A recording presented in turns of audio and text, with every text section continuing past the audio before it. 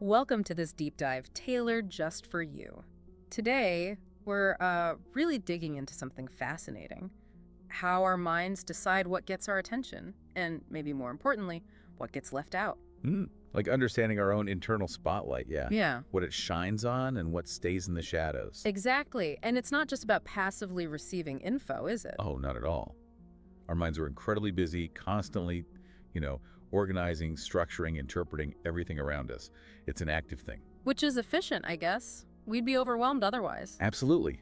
But that efficiency, well, it means we can miss things, sometimes really obvious things right there. The invisible obvious, as you put it. That's our mission today, understanding that. Think of it like this. You're in a dark theater, maybe. The main action's happening, center stage. But your attention, your spotlight, is somehow fixed on an empty chair way off in the corner. You're missing the whole show. That's a great image. And I suppose that happens all the time in life, right? We get fixated. It really does. We zero in on one thing, maybe something we think is the big deal, and completely miss something crucial unfolding just outside that beam. Like that story you mentioned, Sarah's story. Exactly. Sarah. She started seeing these little changes in her partner. Small things, maybe a bit withdrawn, preoccupied. Right. But she just, brushed them off. Oh, it's just stress, or he's just tired. Didn't seem like a big pattern. Right. Easy to explain away. Until suddenly, bang! The separation announcement hits her like a ton of bricks. Total shock. Wow. But in hindsight. In hindsight, those little signs probably seemed glaringly obvious. Huge red flags. And that's the crux of it. It wasn't about her being unintelligent or anything. Not at all. It's a perception thing. Our minds are wired to organize, and sometimes that means filtering out things that don't fit the picture we want or expect. So how do we understand that filtering process better? What helps explain it? Well, Gestalt psychology gives us some really useful tools here. The core idea is that perception is all about organization. Organization, not just input. Precisely. We group things, we prioritize, we filter. It's not just raw data hitting our senses, we shape it. Which reminds me of that famous experiment, the gorilla one. Oh yeah, the invisible gorilla. Classic. You're told to count basketball passes, right? And you're so focused. So focused that a person in a full gorilla suit can walk right through the middle of the game, beat its chest, and walk off. And half the people don't even see it. It seems impossible. But it perfectly shows how powerful focused attention is, and how much it can make us miss. Inattentional blindness, they call it. So the takeaway isn't just a fun party trick. It's about our actual lives. Absolutely. It means asking yourself, what are the gorillas in my life right now? What am I maybe missing because my focus is locked onto something else? That's a potent question. Our personal gorillas. Could be anything, couldn't it? Could be tension in a relationship you're ignoring. Or maybe that creeping feeling about your job that you keep pushing away. Exactly. Things that don't fit the current narrative, the current focus. They get relegated to the background. So let's go back to that spotlight metaphor. Consciousness as the auditorium, attention as the beam. What directs that beam? Okay, so Gestalt principles give us some clues. One basic one is the figure-ground relationship. Figure ground. Okay. At any moment, something is the figure, the main thing we're aware of. Yeah. Everything else is the ground, the background. Like right now, maybe my voice is figure for you. And the traffic noise outside is ground. Right, but what's key is that things can get stuck in the ground, important things. And it takes effort to pull them back into focus, into the figure position. Sometimes, yeah. Especially if we're not even aware they are in the background. Then there's closure and familiarity. Closure, like needing things to be complete. Exactly. Our brains love completing patterns. We fill in the gaps, often based on past experiences.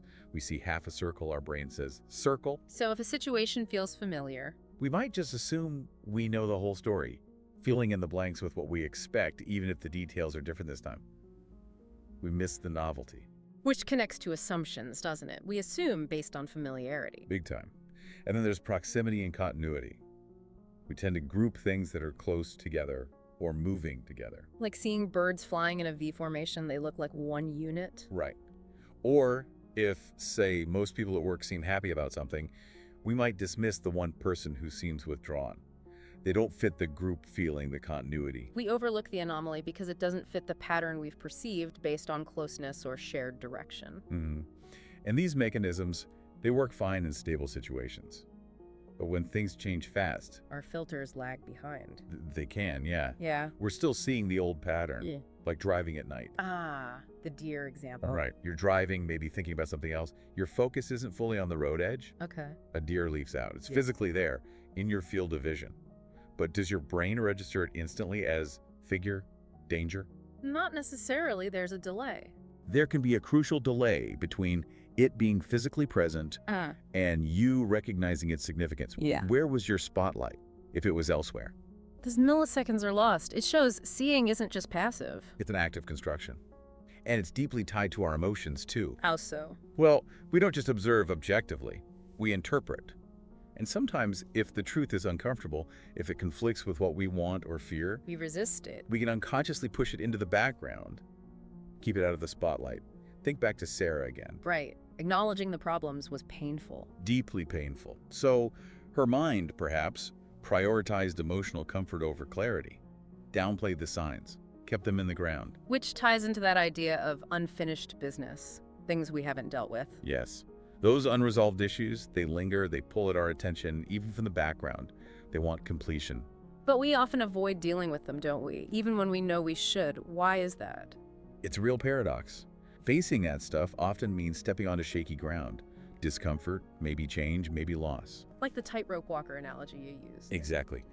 Getting closer to the end, to resolution, can paradoxically make the fear of falling, the fear of the consequences, feel more intense. So we hesitate, we avoid. So how do we get better at this, at noticing what's in the shadows, what we're filtering out? Well, first step is just awareness. Knowing these tendencies exist isn't a flaw, it's just how minds work. Then it's about being more intentional with that spotlight. Actively asking, what am I not looking at? Yeah, cultivating curiosity about the periphery.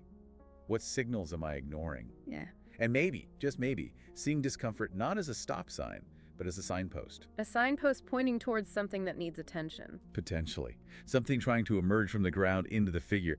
Think about the field, again, that whole dynamic arena in our consciousness. Right, where everything's competing for attention. And it's not neutral. Our past, our goals, our emotions, they all shape that field, biasing what comes forward. And remember closure, that drive for completeness. We want the full picture. But sometimes that makes us smooth over the cracks.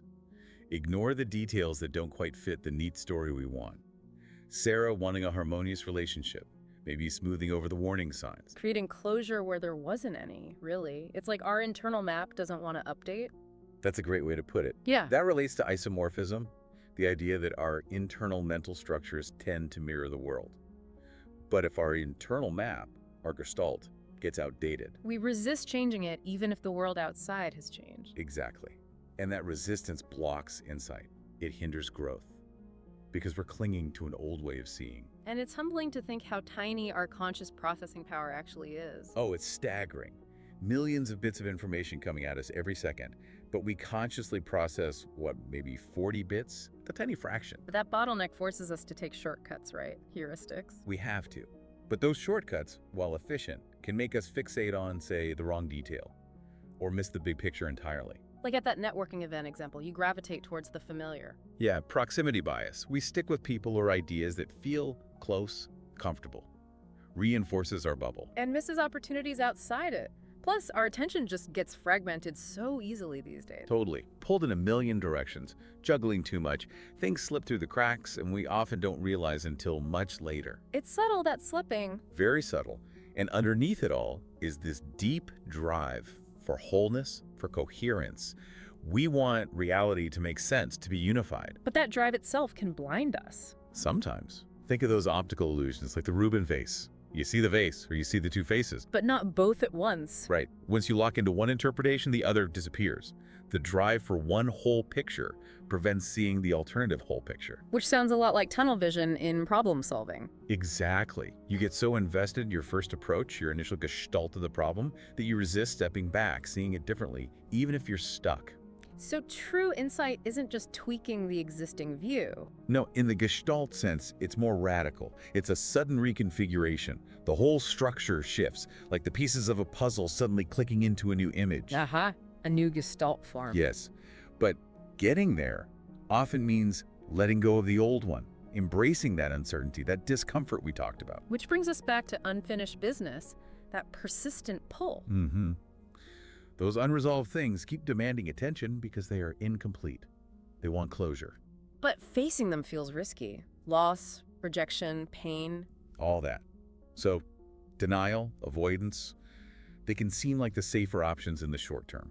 Preserve the illusion, even if it's incomplete. It's a real tension, isn't it, between wanting resolution and avoiding the potential pain of getting there. Absolutely. And sometimes, paradoxically, the closer you get to really understanding something complex. The more complex it seems, like climbing a mountain. Right. You think you're near the top, then you see a whole new set of ridges ahead. The goal can feel further away the closer you get sometimes. And clarity doesn't always arrive on schedule. No. It can build slowly under the surface. And the realization, the aha moment, might come too late for a particular opportunity. A relationship, a health issue, a career move, missed because the clarity arrived late. But then there's the flip side. Sometimes crisis forces change. What's called creative adjustment. Like external pressure breaking the old mold. Exactly. A major life event can shatter those rigid perceptions and force a reorganization. Painful, yes, but potentially transformative. Like the caterpillar becoming a butterfly. The old structure has to dissolve for the new one to emerge. But again, people react differently. Some embrace that messy process, that uncertainty. Others resist, try to hold on to the old ways until they're completely overwhelmed. Which leads to that really fascinating idea about lateness. We usually see it as bad. Right, failure, missed boat. But maybe it's more nuanced. Maybe things don't truly disappear from our perceptual field, they just shift position. So something missed now might reappear later, when we're ready. It's possible. The conditions might need to be right. Think about forgiveness years later, or an artist finally recognized after their death. The lateness served a purpose, perhaps. So lateness isn't always failure. It could be incubation. Could be. Part of a longer, non-linear cycle of growth we don't fully grasp. Preparation for something else. So the goal isn't necessarily to eliminate all uncertainty or incompleteness. Maybe the goal is to learn to live within it, to find some harmony there. It takes humility, letting go of needing total control. Appreciating the unfolding, even the unfinished parts. Exactly. Finding beauty in the process, not just the final complete picture. So as we wrap up, a final thought for everyone listening. Just notice where your spotlight is right now. What's bright and what's in the dim corners. Yeah, cultivate that curiosity about the edges. Be willing to question assumptions. And maybe accept that sometimes the biggest insights show up fashionably late. We really hope this discussion has maybe given you a new way to look at how you see things, your own experiences. Maybe ask yourself, what truths feel a bit uncomfortable right now? Could lateness actually be okay in some part of my life? And can you find that sense of wholeness, not despite the uncertainty, but maybe even within it? Those are the frontiers to explore.